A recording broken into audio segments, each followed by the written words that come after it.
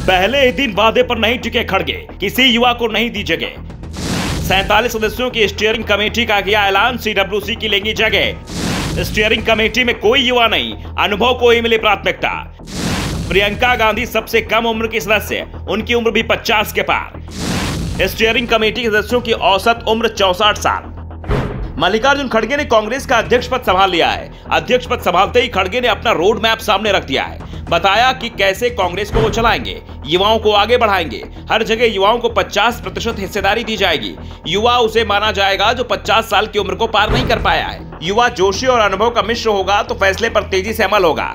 Party को मुश्किल हालात से निकालना है, इसके लिए फैसले लेने में तेजी लानी होगी और उससे भी तेजी इसे जमीन पर लागू भी करना होगा। परिवर्तन धीरे धीरे होगा, लेकिन होगा जरूर। खड़गे दावा कर रहे थे कि पार्टी के अंदर सभी को अपनी बात रखने का मौका दिया जाएगा। मतभेद हो सकते हैं, मनभेद को जगह नहीं दी जाएगी। अध्यक्ष पद के चुनाव में अगर किसी ने कट वचन बोल दिए तो उन्हें भुला दिया जाएगा।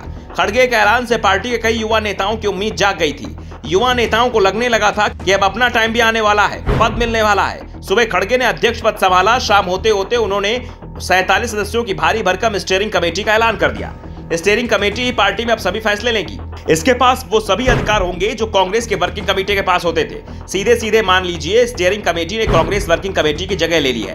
पहले दावा किया जा रहा था कि जो भी अध्यक्ष पद का चुनाव जीतेगा वो हारने वाले को पार्टी संगठन में जगह देगा, लेकिन शशि थरूर से खड़गे शायद नाराज दिख रहे हैं। बात मतभेद से भी आगे जाती दिख रही है, इसलिए स्टीयरिंग कमेटी में थरूर को जगह नहीं दी गई है। खैर, ये तो पहले से ही तय माना जा रहा था कि थरूर को किनारे लगाने की कोशिश की जाएगी। संगठन में तो जगह नहीं मिली है, उन्हें 2024 के लोकसभा चुनाव में पार्टी का टिकट भी मिल पाएगा, इस पर भी सवाल खड़ा हो गया है। वैसे थरूर की गिनती युवा नेताओं में भी नहीं होती है, जिन्हें खड़गे को आगे बढ़ाने की बातें कर रहे थे। वैसे अभी तक तो ये लग रहा है कि कांग्रेस के नए अध्यक्ष युवाओं को लेकर सिर्फ बातें ही कर रहे हैं, क्योंकि 47 सदस्यीय जो स्टीयरिंग कमेटी बनाई गई है उसमें सबसे युवा सदस्य प्रियंका गांधी वाड्रा है। उनका नाम कमेटी में शामिल होना पहले से तय माना जा रहा था। प्रियंका की उम्र भी 50 से ज्यादा है, यानी साफ है खड़गे कमेटी में एक भी युवा नहीं है। युवा के नाम पर जो चेहरे हैं वो भी 50 साल से ज्यादा की उम्र के हैं।